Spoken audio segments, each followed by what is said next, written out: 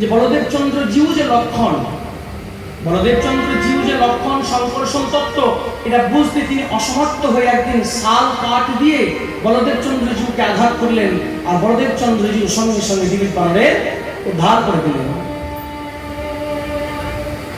একদিন কৃষ্ণের পুত্র প্রদ্যুম্ন শুনলাম, আর প্রদ্যুম্নের পুত্র কে? অনিরুদ্ধ। এই অনিরুদ্ধ রাত করে শোনিতপুরের রাজা যার নাম বানাসুর, এই বানাসুরের কন্যা যার নাম উষা, উষা একদিন ঘুমের মধ্যে রাত্রে এই কৃষ্ণের পৌত্র অর্থাৎ অনিরুদ্ধকে স্বপ্নে দেখেছে। মন দিয়ে শুনুন, বানাসুরের কন্যা উষা স্বপ্নের মধ্যে একদিন কৃষ্ণের পৌত্র অনিরুদ্ধকে দর্শন করেছে, আর দর্শন করে তার সঙ্গে তার গন্ধর্ব বিবাহ হয়েছে, তার প্রতি আকৃষ্ট হয়েছে, সমস্ত সুরক্ষণ তার শরীরের মধ্যে চিহ্নিত হয়েছে। আর ঘুম ভেঙেই সে স্বপ্নের পুরুষকে, সে প্রাণের পুরুষকে সামনে না দেখতে পেয়েই দিব্য কান্নায় ভেঙে পড়েছে, কষ্ট পাচ্ছে। উষার একটা প্রাণীর বান্ধবী ছিলেন, সখী ছিলেন, যার নাম চিত্রলেখা।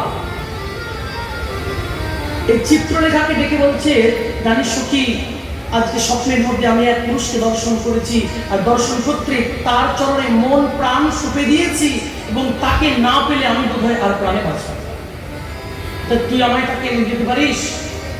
তুই তো মায়াবী বিদ্যা জানিস, তুই কি তাকে আমার কাছে এনে দিতে পারিস? আমি কেমন করে জানবো সখী তুই কাকে দেখেছিস? তুই এক কাজ কর, তুই যেমন যেমন তাকে দেখেছিস তার রূপের বর্ণনা কর, আমি শুনে শুনে চিত্র অঙ্কন করি। চিত্রলেখা খুব সুন্দর চিত্র অঙ্কন করতে পারতেন। উষা দেবী যেমন যেমন স্বপ্নে দেখেছেন তেমন তেমন বর্ণন করতে লাগলেন, আর তেমন চিত্র অঙ্কন করতে লাগলেন চিত্রলেখা। চিত্র যে অঙ্কিত শেষ হয়েছে দেখালেন, তুমি কি একে দেখেছো? বলে হ্যাঁ হ্যাঁ আমি একে দেখেছি। চিত্রলেখা বললে, ওহো, এটা ভগবান দ্বারকাধীশ গোবিন্দের পৌত্র, যার নাম অনিরুদ্ধ। সখী, আমাকে এনে দিবি? ওকে আমার কাছে এনে দিবি? যবে থেকে প্রদ্যুম্নজি মহারাজ সুতিকা মন্দির থেকে অপহৃত হয়েছে সম্ভ্রাসুর দ্বারা, ততক্ষণ একটা সুদর্শন চক্র দ্বারকার মধ্যে ঘুরপাক খাচ্ছে, দ্বারকায় আমি প্রবেশ করতে পারবো না। অনিরুদ্ধ যখন দ্বারকার বাইরে যাবে সেখান থেকে অপহরণ করে আমি তোমার কাছে এনে দেবো। একদিন অনিরুদ্ধ কর্মে অন্যত্র গিয়েছেন দ্বারকার বাইরে, আর সেখান থেকে অপহরণ করে চিত্রলেখা উষার কাছে এনে দিয়েছে। উষার অন্দরমহলে ঢুকে পড়েছে।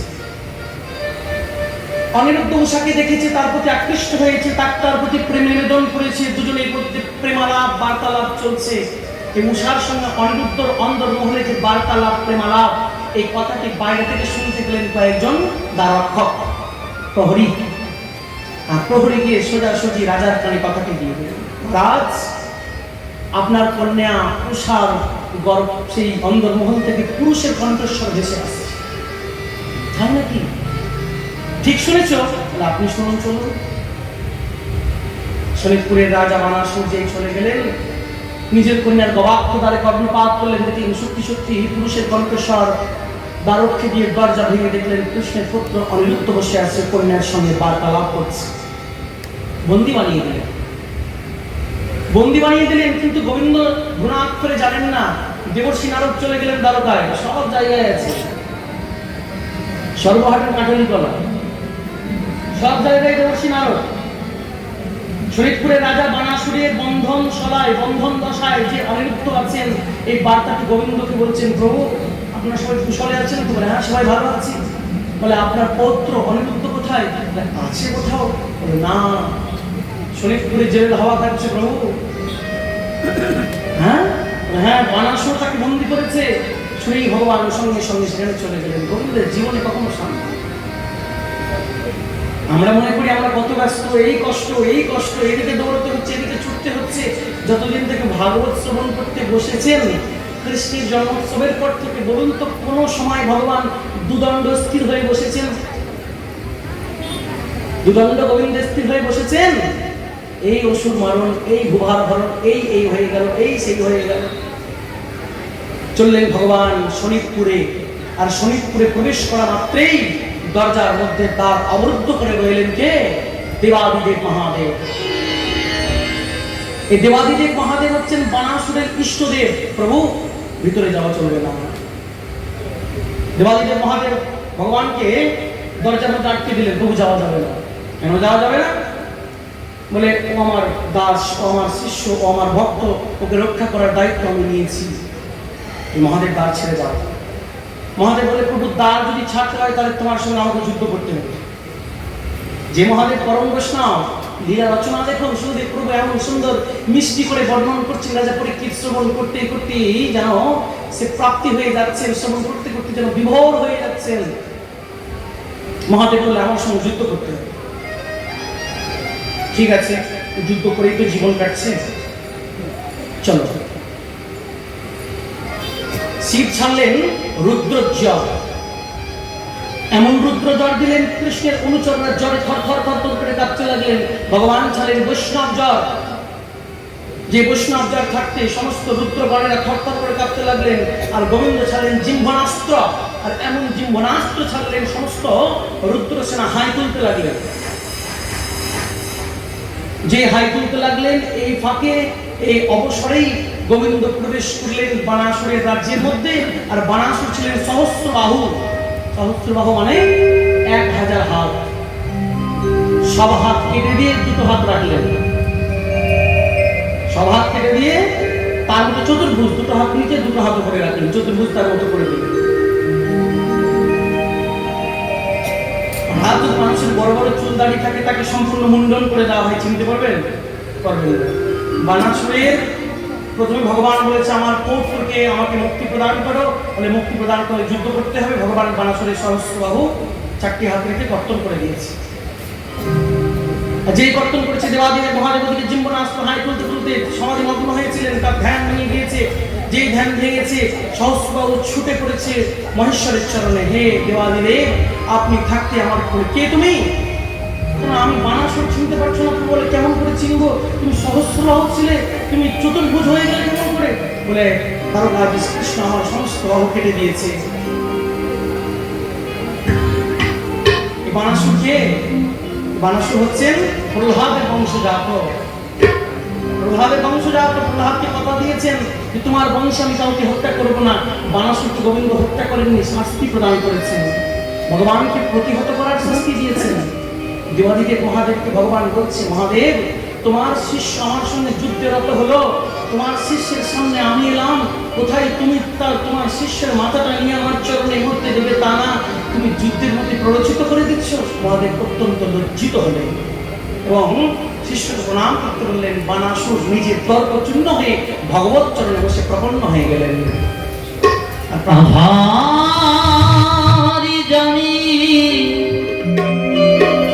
একা আমি খুঁজি গো তোমার, হাতে ধরে পারি করে যাব নিয় গো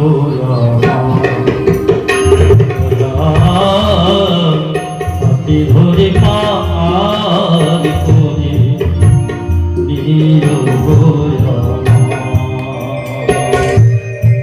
আধারি জানি একা জানি খুঁজি গো তোমার,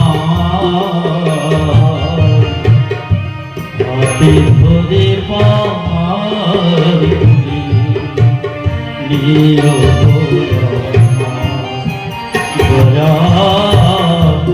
হাতে ধরে পারি করে নিয়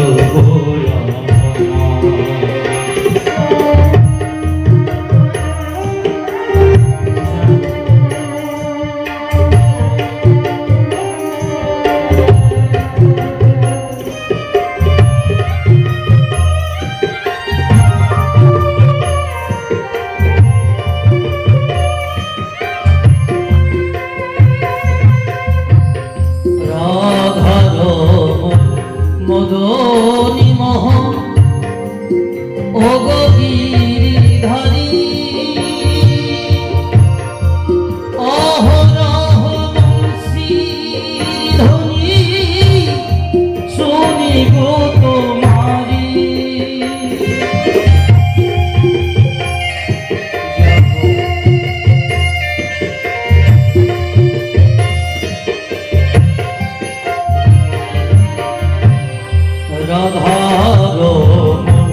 মদনী মোহ ও গো গিরিধারী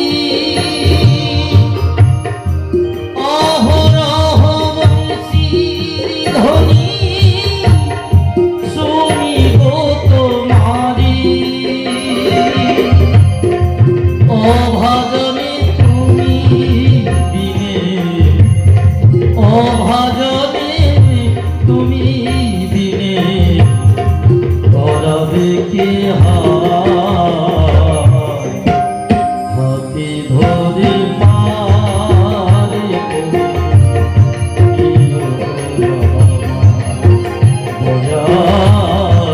হাতে ধরে পারে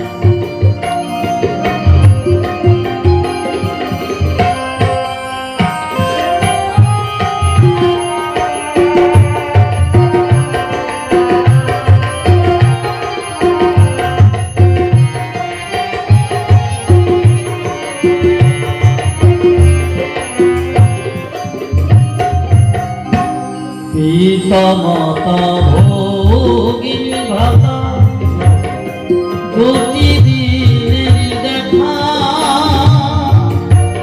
শেষের দিন স্বজন বিনে যেতে হবে একলা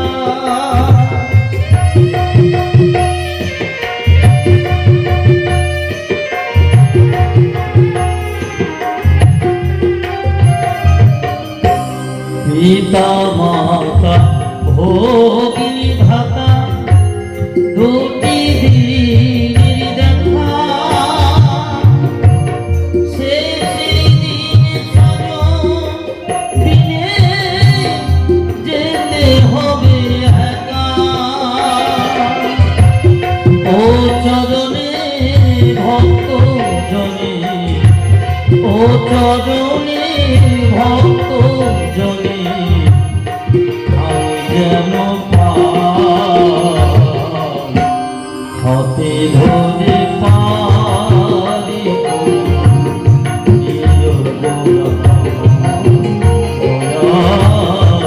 হাতে ধরে পারি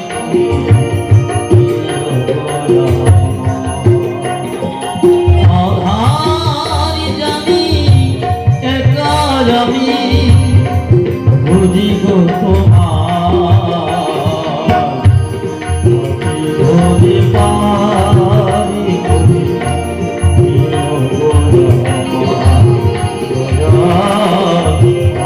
ধরে পারি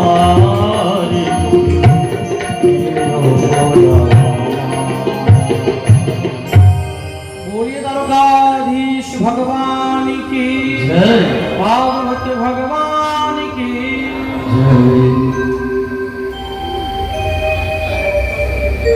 বানাসুরের ধর্মমা যার নাম কটুরা দেবী উলঙ্গিনী হয়ে দাঁড়িয়ে পড়লেন ভগবানের সামনে, আর ভগবান সেখান থেকে মুখ লুকিয়ে দ্বারকায় চলে গেলেন। নারীর প্রতি সম্মান প্রদর্শন করে ভগবান তার পৌত্র অনিরুদ্ধ এবং সঙ্গে উষাকে নিয়ে দ্বারকার মধ্যে গমন করলেন। এদিকে ভগবানের পৌত্ররা একদিন একটি বিশালাকার কুয়োর মধ্যে একটি বিশাল কিকলাস দেখলেন।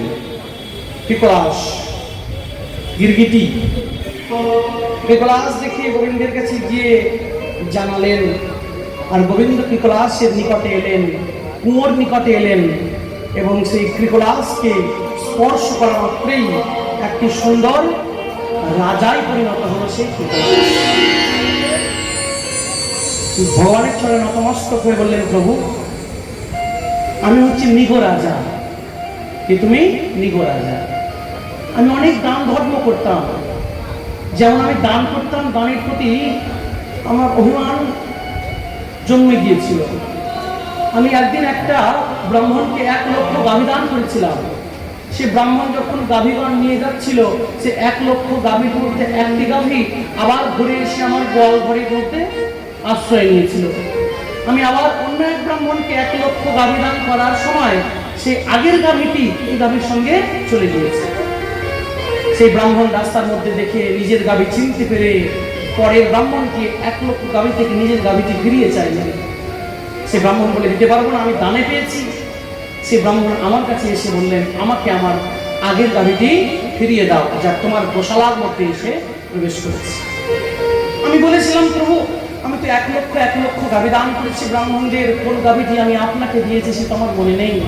তার পরিবর্তে আমি আপনাকে আরো 1 লক্ষ গাভী দান করতে চাই। বলে, না, আমার ওই গাভীটি লাগবে। বলে তিনি আমাকে অভিশাপ করেছেন, আমি কৃপলাস দেহ প্রাপ্তি হয়েছি, আমি গিরগিটি দেহ প্রাপ্তি হয়েছি।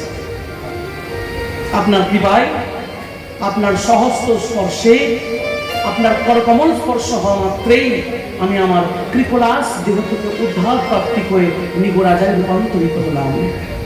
এই বলে নিগরাজা ভগবত বন্দন করতে করতে চলে গেলেন। ভগবানের এক পুত্রের নাম শাম্ব। সে শাম্ব ভালোবাসতেন দুর্যোধনের কন্যা, যার নাম লক্ষণা। কাকে ভালোবাসতেন? লক্ষণা, দুর্যোধনের কন্যা। বলদেব চন্দ্র জিউ কথাটি যখন জানতে পারলেন, বলদেব চন্দ্র জিউ দুর্যোধনের কাছে গেলেন, কারণ দুর্যোধন তো বলদেব চন্দ্র জিউর শিষ্য, গদা শিক্ষা গ্রহণ করেছে তার কাছে। বলদেব চন্দ্র জিউকে নিজের ভ্রাতা কৃষ্ণ তার পুত্র ভ্রাতুষ্পুত্রের জন্য লক্ষ্মণার পানি গ্রহণের আহ্বান জানালেন।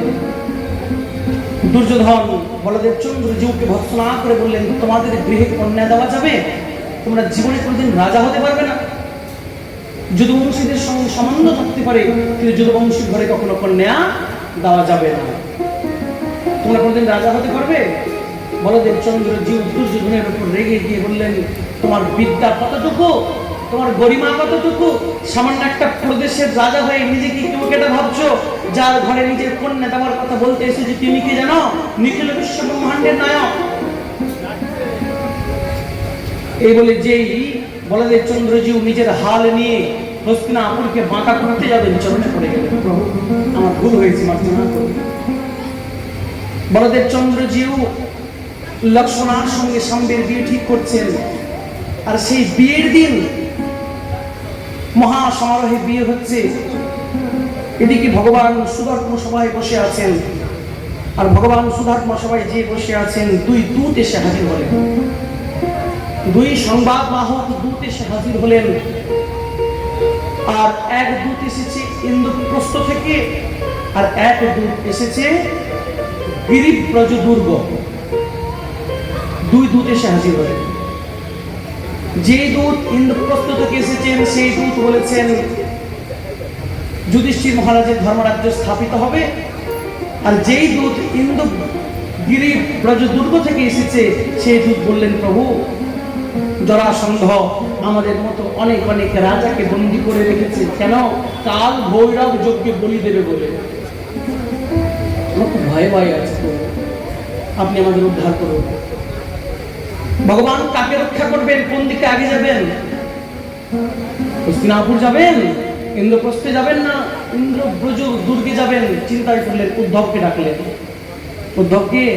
বৃষ্টিনাম প্রবর মন্ত্রী, বৃষ্টিপুরের মন্ত্রী তো, কৃষ্ণকে সংবাদ প্রদাতা তো, কৃষ্ণের বন্ধু তো। তাই উদ্ধবকে ডেকে বললেন, বল উদ্ধব কোন দিকে আগে যাব? পিসির ছেলের ধর্মরাজ্য স্থাপনে যাব, না রাজাদেরকে উদ্ধার করতে আগে যাব? উদ্ধব কেমন বিচার বুদ্ধি সম্পূর্ণ, তিনি গোবিন্দকে যুক্তি দিচ্ছেন, প্রভু আপনি আগে ইন্দ্রগিরিব্রজ দুর্গে যান, সেখানে রাজাদের মুক্ত করুন, তারপরে রাজাদের নিয়ে আপনি ইন্দ্রপ্রস্থে যান। কেন? কারণ আপনার পিসির ছেলে যুধিষ্ঠির মহারাজ যখন ধর্মরাজ্য প্রতিষ্ঠিত হবে, এমনি এমনি রাজা হবে না, কয়েকজন রাজার স্বাক্ষর লাগবে, সাইন লাগবে। এবার আপনি আপনার পিসির ছেলেকে রাজত্ব স্থাপন করার জন্য কত কত রাজত্ব ঘুরবেন সই নেওয়ার জন্য। তা আপনি যদি রাজাদের উদ্ধার করেন, আপনার প্রতি তাদের একটা কৃতজ্ঞতা বোধ থাকবে, আর সেই কৃতজ্ঞতা বোধের জন্য প্রত্যেকে আপনার পিসির ছেলে ধর্মরাজ্য স্থাপনের জন্য সই করে দেবে। তাই ভগবান উদ্ধবের কথা শ্রবণ করে আগে ইন্দ্রপ্রযোগী দুর্গে গেলেন, রাজাদের উদ্ধার করলেন, আর রাজাদের নিয়ে তিনি ইন্দ্রপ্রস্থে এলেন। আর ইন্দ্রপ্রস্থে এসে যুধিষ্ঠির মহারাজকে রাজা করলেন, সমস্ত রাজাদের অনুমোদন পেলেন, যাদের তিনি উদ্ধার করেছেন। যেদিন যুধিষ্ঠির মহারাজ রাজ্যাভিষেক হবেন, যজ্ঞপাত্র যুধিষ্ঠির ভগবানকে সমর্পণ করছেন, সমস্ত দ্রব্যাদি ভগবানকে সমর্পণ করছেন। এদিকে শিশুপাল ভগবানের আরেক পিসির ছিল। শিশুপাল ভগবানের উপর ক্রোধ ভরে ভগবানকে অকথ্য ভাষায় গালিগালাজ করতে শুরু করেছে। প্রথমে তার একটা রাগ আছে, তার বিয়ে রুক্মিণীকে নিয়ে পালিয়েছে। তারপরে আবার যজ্ঞস্থলীতে এসে ভগবানকে আগে বরণ করা হচ্ছে, অকথ্য ভাষায় গালিগালাজ করতে লাগলেন। গোবিন্দ মৌন হয়ে শুধু গুনতে লাগলেন, 91, 92, 94, 98 গুনতে লাগলেন। কারণ দমঘোষ নন্দন, সুতস্রবা নন্দন এই শিশুপাল যখন জন্মগ্রহণ করেন, 3টি নেত্র চতুর্ভুজ হয়ে জন্মগ্রহণ করেছেন। তার রূপ দেখে মা ক্রন্দন করে বলেছে, এই রূপটি কোনো সন্তানের হয়? হঠাৎ করে নববাণী হয়েছে, মা তুমি তোমার সন্তানকে প্রত্যেকের কোলে দাও, যার কোলে দেওয়া মাত্র তোমার ছেলের একটি অতিরিক্ত নেত্র আর 2টি অতিরিক্ত হাত খসে পড়বে, তার হাতেই তোমার ছেলের মৃত্যু হবে। মা তখন সকলের কোলে শিশুপালকে দিচ্ছেন, আর যে গোবিন্দের কোলে দিয়েছে অতিরিক্ত নেত্রটি 2টি হাতটি বিলুপ্ত হয়েছে। তখন গোবিন্দের হাতটি ধরে পিসমা বলেছে, তুমি কথা দাও যে তুমি আমার পুত্রকে কোনো নিধন করবে না। গোবিন্দ কথা দিয়েছেন, তোমার ছেলের 100টি অপরাধ আমি ক্ষমা করব। এই জন্য আমাদের জ্ঞাত সারে অজ্ঞাত সারে অনেক অনেক অপরাধ হয়ে যায়, যে অপরাধ মোচন করার জন্য আমাদের দিব্য সেবা, দিব্য ব্রত, দিব্য উপবাস, দিব্য ভগবত সেবা আমরা প্রযুক্ত থাকি। কিন্তু কখনো অতিরিক্ত ভালো নয়, কখন যে 100টা অতিক্রম করে দিয়ে ঘোড়া পরিপূর্ণ হয়ে যাবে, আর ঘোড়া পরিপূর্ণ হলে উপচে পড়বে, আর তখনই স্খালিত হয়ে যাবে। কোনো কিছু অতিরিক্ত ভালো নয়। অতি দর্পে হতা লঙ্কা, অতি মানে চ কৌরবা, অতি দানে বলির্বদ্ধম সর্বম অত্যন্তম গর্হিতাম। জগতে কোনো কিছু অতিরিক্ত ভালো নয়। তাই দুর্যোধন এর বন্ধু ছিলেন শিশুপাল, তিনি যুধিষ্ঠির মহারাজের ধর্মসভায় গোবিন্দকে অকথ্য ভাষায় গালিগালাজ করছে। 98, 99 গন্তে গন্তে যখন 100টি অপরাধ পার করেছেন, সঙ্গে সঙ্গে ভগবান সুদর্শন চক্র আহ্বান করলেন, আর শিশুপালের সেখানে গোবিন্দায় নমঃ। রাত করে একদিন গোবিন্দের মনে পড়েছে তার বন্ধুর কথা, যার নাম সুদামা। বন্ধুর কথা মনে পড়েছে, বহুকাল বন্ধুর সঙ্গে আলাপ হয়নি, বহুকাল বন্ধুর সঙ্গে কথা হয়নি। সুদামা দরিদ্র ব্রাহ্মণ, দরিদ্র বিপ্র, কর্মকাণ্ড করেও তার পেট চলে না, বাড়িতে অভুক্ত সন্তান, অভুক্ত স্ত্রী, ধর্মপত্নী নিজে অভুক্ত, খাদ্য জোটে না। ব্রাহ্মণকে কোনো কর্মপ্রণালী না পেলে ভগবান ভিক্ষাবৃত্তির অধিকার দিয়েছেন, ব্রাহ্মণ কিছু না পেলে ভিক্ষাবৃত্তি করতে পারে। ভিক্ষাবৃত্তি করেও সুদামার খুন নিবৃত্তি হচ্ছে না, ভিক্ষা পাচ্ছে না। বাড়ির অভুক্ত সন্তান, স্ত্রী সুশীলা বললেন, স্বামী আমরা অভুক্ত আছি, ক্ষতি নেই, কিন্তু সন্তানদের মুখের দিকে তাকিয়ে সন্তানদের এই ক্ষুধা জর্জরিত মুখগুলি আমরা দর্শন করতে পারছি না। কেউ গ্রামের জিজ্ঞেস করছে, কি গো আজকে তোমার বাড়িতে রন্ধন হয়নি, তোমার গৃহ থেকে ধোঁয়া বেরোলো না? বলছে আজকে তো একাদশী। ও আছে। পরের দিন আবার সেই প্রতিবেশিনী জিজ্ঞেস করছে, কি গো সুশীলা আজকে তো তোমার বাড়ি থেকে রন্ধনের ধোঁয়া বেরোতে দেখলাম না? বলে আজও তো একাদশী। কদিন একাদশী হয় মাসের মধ্যে? তোমাদের প্রতি ভগবান কম কৃপা করেছে, তো তোমাদের মাসে 2টি একাদশী হয়। আমার প্রতি ভগবান বেশি কৃপা করেছে, তো তাই আমার সপ্তাহে 7 দিন একাদশী। স্বামীর চরণে একান্ত একনিষ্ঠ প্রতিব্রতা সুশীলা, কোনোদিন স্বামীর প্রতি তার কোনো অভিযোগ নেই। বর্তমান চরিত্রের মধ্যে শুধুমাত্র একটু বিস্তরে বর্ণন করা আছে সুশীলা যেই বস্ত্র পরে বাবার বাড়ি থেকে এসেছেন সেই বস্ত্রই পরিষ্কার করতে দেওয়ার সময় নিজে ভিজে স্নান যখন করতেন কাপড় শুকোতে দিয়ে অন্য কাপড় গ্রহণ করার তার সামর্থ্য ছিল না, সেই শরীরেই তিনি দাঁড়াতেন, সেই শরীরে সিক্ত বসন শুকিয়ে যেত। এই দিব্যতার মধ্যে দারিদ্রতা। একদিন ভগবান সুদামা বিপ্রের এই দুঃখ দুর্দশা সহ্য করতে না পেরে তার বাড়িতে ভিখারি হয়ে এলেন। তার বাড়িতে ভিখারি হয়ে এলেন। মা ভিক্ষাং দেহি, ভিক্ষা দাও মা। সুশীলা মনে মনে চিন্তা করছে নিজের সন্তানদের মুখে তুলে দেওয়ার অন্যটুকু নেই, এই ভিখারি এসেছে তাকে কি দেবে। কিন্তু ভিখারিকে খালি হাতে ফেরালেও চলবে না, কারণ ভিক্ষুক যদি গৃহ প্রাঙ্গণ থেকে খালি হাতে ফিরে যায় তবে গৃহকর্তার পুণ্য নিয়ে যায়, গৃহকর্তার পুণ্য নিয়ে যায়। তাই খালি হাতে ফেরালে চলবে না। প্রতিব্রতা রমণী নিজের স্বামী চরণ চিন্তা করে ভগবানকে স্মরণ করছে, বলছে প্রভু কি করব? ভগবানই তো ভিখারি হয়ে দাঁড়িয়ে আছে, প্রভু আমি কি করব? ভিখারিকে ফেরাতে পারছি না, স্বামীর পুণ্য নিয়ে যাবে আর ভিখারিকে কিছু দেব সেই সামর্থ্যটুকু নেই, সামর্থ্যটুকু নেই। রাত করে সুশীলা প্রতিব্রতা রমণী সেই ব্রাহ্মণকে বললেন বাবা আমি তোমাকে ভিক্ষা দিতে পারছি না। কেন মা, কেন ভিক্ষা দিতে পারছো না? বলে আমার অশৌচ আছে। অশৌচ আছে? কি অশৌচ?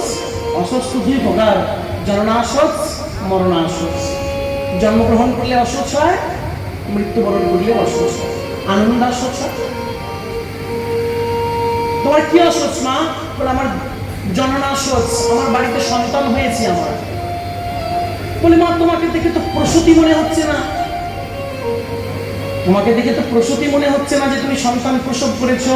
সন্তান প্রসব করলে প্রসবিনী মায়ের মুখ দেখলে তো বোঝা যায়, তোমাকে দেখে তো মনে হচ্ছে না।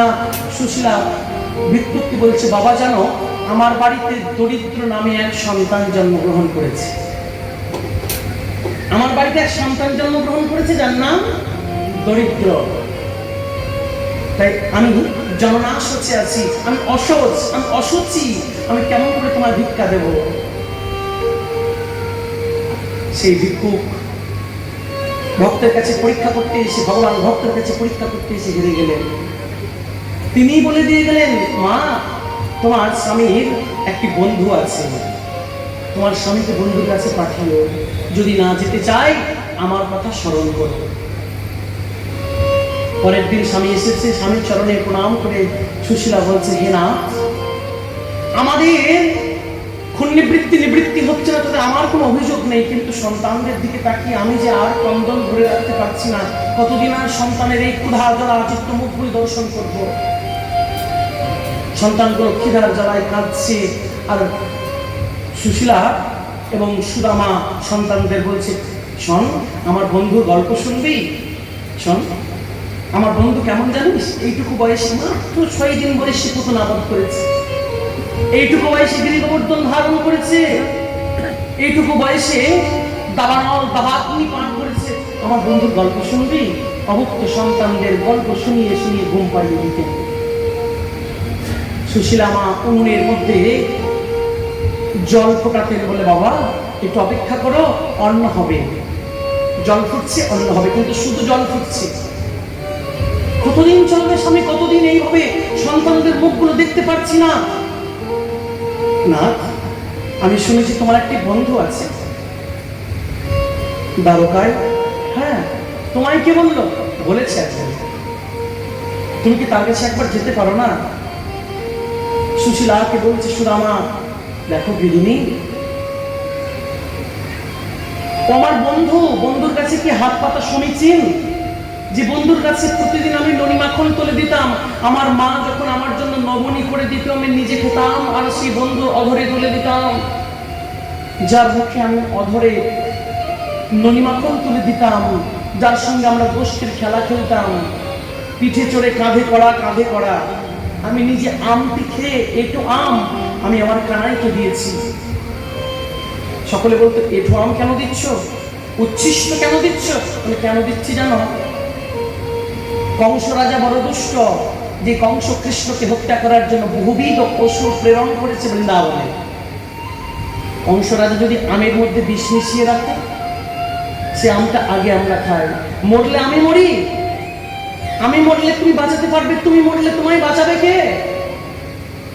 জানো সুশীলা, আমার সঙ্গে আমার বন্ধুর এরকম শক্ত স্বভাব ছিল, তার কাছে আমি কেমন করে হাত পাতবো? স্বামী বলছে হাত না হয় নাই বা পাততে পারো, বন্ধুকে এত বছর দেখনি, বন্ধুকে দেখার জন্য কি প্রাণটা উচাটন হয় না? যেই বন্ধুকে দেখার কথা সুশীলা বলেছে, আর সুজামা থাকতে পারছে না, আর থাকতে পারছে না। ঠিক বলেছো সুশীলা, তুমি ঠিক বলেছো। আমি বন্ধুকে বহুদিন দেখিনি বন্ধুকে। যবে থেকে গোবিন্দ আমাকে পরিত্যাগ করে দিয়ে চলে গিয়েছিল, তবে থেকে আমার গোবিন্দ বিরহ, আমার পিতা আমার বিরহ সহ্য করতে না পেরে যে বিদ্যালয়ে সুদামা বিদ্যা গ্রহণ করতে গিয়েছিলেন কৃষ্ণ সন্দীপনী মণিগৃহে, সেই বিদ্যালয়ে আমার বাবা আমাকে পাঠিয়েছিলেন কৃষ্ণের সঙ্গ করার জন্য। বহুদিন দেখিনি, শুনেছি সে এখন দ্বারকার রাজা, কিন্তু আমি দেখিনি। তুমি যখন বললে তার কথা, আমাকে তাকে দেখার জন্য চিত্তটা বড় উদগ্রীব হচ্ছে, কিন্তু আমি যাব তার কাছে কি খালি হাতে যাওয়ার সমীচীন? সুশীলা, তুমি আমায় কিছু দিতে পারো? তুমি আমায় কিছু দিতে পারো যে তন্ডল নিয়ে, যে সামগ্রী আমি বন্ধুর চরণ প্রান্তে পদ প্রান্তে পৌঁছে যায়?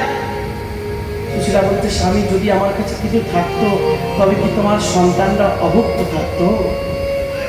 দেখোই না যদি কিছু পাও। সুশীলা বলছে ঠিক আছে, আমি নগরে যাচ্ছি, আমি দেখছি যদি কিছু পাই। সুশীলা পতিব্রতা, জীর্ণ শীর্ণ পোশাক, অঞ্চলের মধ্যে শতচ্ছিন্ন ছিন্ন বিচ্ছিন্ন অঞ্চল, সে অঞ্চলটি প্রসারিত করে প্রত্যেকের দ্বারে দ্বারে গিয়ে ভিক্ষা গ্রহণ করছে। তোমরা ভিক্ষা গাও নগরবাসী, ভিক্ষা দাও আমার, তোমরা ভিক্ষা দাও নগরবাসী, ভিক্ষা দাও আমার। কে বলছে এটা তো ভিখারি এসেছে, দরজা বন্ধ করে দাও। তোমার স্বামী সত্যবাদী, আমরা মিথ্যেবাদী, তো মিথ্যেবাদীর অন্ন নিয়ে খেতে ভালো লাগবে তো? আমাদের দাঁড়িয়ে এসেছো। সুশীলা বলছে তোমাদের এই ভিক্ষার দ্রব্য পাবে শ্যামরায়, ভিক্ষা দাও আমার। নিজে ভোজন করার জন্য তোমাদের দরজায় আসেনি, নিজে তো বহুকাল ধরে অভুক্ত আছি, তোমাদের দরজায় তো আসেনি।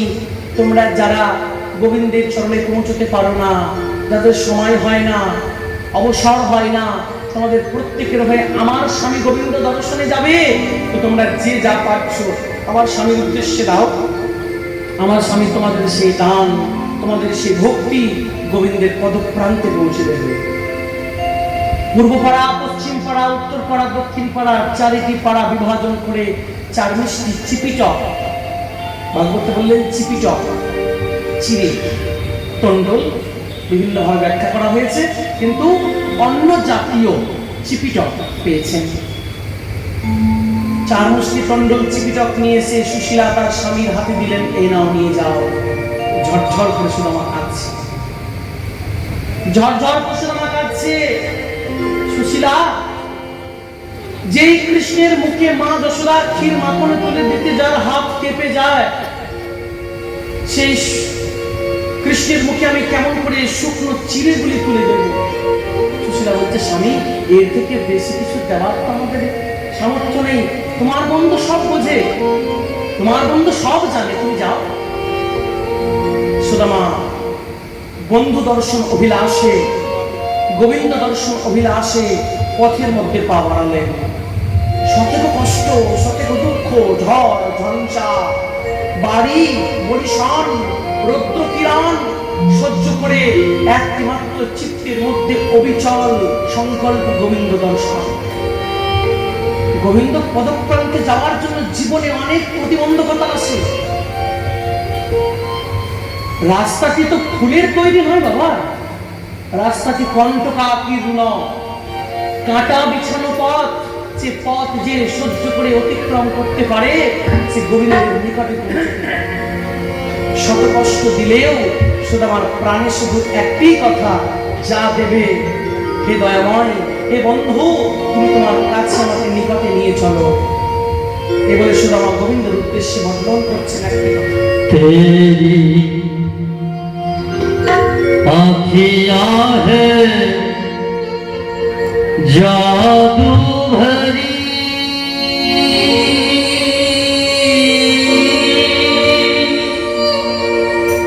बिहारी नहीं तो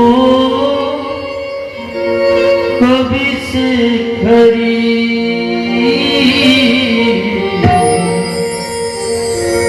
तेरी आँखियाँ है जादू भरी,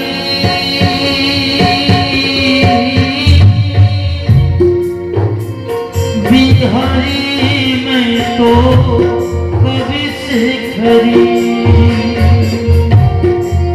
मैं तो तेरी ही द्वार परी, बिहारी मैं तो कभी से खरी।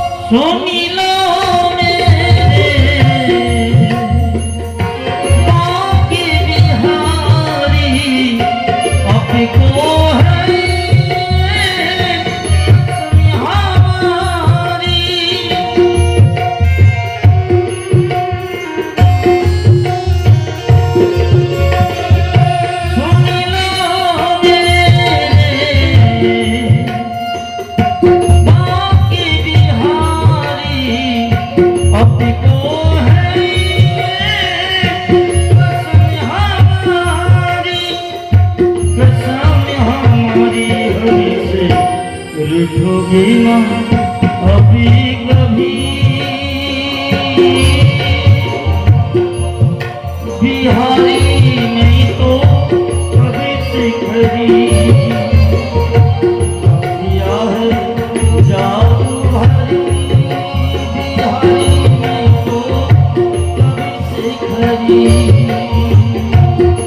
मैं तो तेरी ही द्वार परी बिहारी नहीं तो कभी शिखरी किया है जादू हरी बिहारी नहीं तो कभी शिखरी किया है जादू हरी बिहारी नहीं तो कभी शिखरी। ओम द्वारकाधीश भगवान की, भागवत भगवान की। কৃষ্ণ বিরহে বন্ধুর সঙ্গে সখ্যের কথা স্মরণ করতে করতে রাস্তার মধ্যে সুদামাজি মহারাজ চলছেন। পথের মধ্যে শতেক দুঃখ শতেক কষ্ট। একটি বৃক্ষ তটে বৃক্ষের মূলভাগে এসে উপনীত হলেন, আর বৃক্ষের মূলভাগে এসে বসে পড়লেন। বললে, গোবিন্দ, আমি আর যেতে পারছি না, তোমার যদি ইচ্ছে থাকে তুমি আমাকে এখান থেকে নিয়ে যাবে। রাত ঘুম ভাঙলো, প্রভাত হয়ে দেখলেন ঘুমের মধ্যে তিনি দ্বারকা পৌঁছে গিয়েছেন। ভগবান ঘুমের মধ্যে তাকে দ্বারকায় নিয়ে এসেছেন। যেই নেত্র উন্মিলন করেছে, নেত্র উন্মিলন করার সঙ্গে সঙ্গে দেখলেন বিরাট রাজপ্রাসাদ, রাজমহল, স্বর্ণমহল। স্বর্ণমহল যে দেখতে পেলেন, একজন দ্বাররক্ষিক একজন প্রহরীকে দেখতে জিজ্ঞেস করলেন, আচ্ছা বলতে পারো এখানে আমার ভাই কানাই কোথায় থাকে? বলে, চোখ, এখানে ভাই কানাই কেউ বলে না, এখানে রাজা ধীরাজ ভগবান শ্রীকৃষ্ণচন্দ্র, এখানে কানাই বলে কেউ ডাকে না। আচ্ছা, তোমাদের রাজা কোথায় থাকে? ওই দেখো সামনে বিরাট মহল, সে মহলের মধ্যে আমাদের ভাই কানাই। প্রবেশ করতে যাবে, দ্বাররক্ষী তাকে দরজার মধ্যে অবরুদ্ধ করলেন। কোথায় যাচ্ছ? বলে, আমার বন্ধুর সঙ্গে সাক্ষাৎ করতে। বন্ধু? কে তোমার বন্ধু? তোমাদের যে রাজা। বলে, তোমার ধৃষ্টতা কম না? কোথায় তুমি পথের ভিখারি, মাথায় পাগড়ি নেই, শরীরে ভালো পোশাক নেই, চরণে জুতো নেই, তুমি আমাদের রাজাকে বন্ধু বলে দাবি করো? এত বড় ধৃষ্টতা! এখানে দাঁড়াও। তোমাদের রাজার একবার আমরা দর্শন করতে চাই। রাজা দর্শন করবে তো এখানে দাঁড়াও। রাজা যখন নগর পরিভ্রমণে বেরোবে তখন তুমি রাজাকে দর্শন করবে। নগর পরিভ্রমণ, রাজা নগর বেরোলে। বলে, আসলে তোমাদের রাজা আমার সত্যি অন্তরঙ্গ বন্ধু। বলে, সত্যি? বলে, হ্যাঁ। বিশ্বাস যদি না হয় তোমাদের রাজাকে গিয়ে জিজ্ঞেস করো। যদি চিনতে না পারে, যদি অস্বীকার করে, যা দণ্ড দিয়ে মাথা পেতে নেবো, এখান থেকে ফিরে চলে যাবে। প্রহরী দ্বাররক্ষী ভিতরে গেলেন। অন্দর মহলে গিয়ে ভগবান শ্রী দ্বারকাধীশ গোবিন্দের পদপ্রান্তে মাথা নত করে বলছে, মহারাজ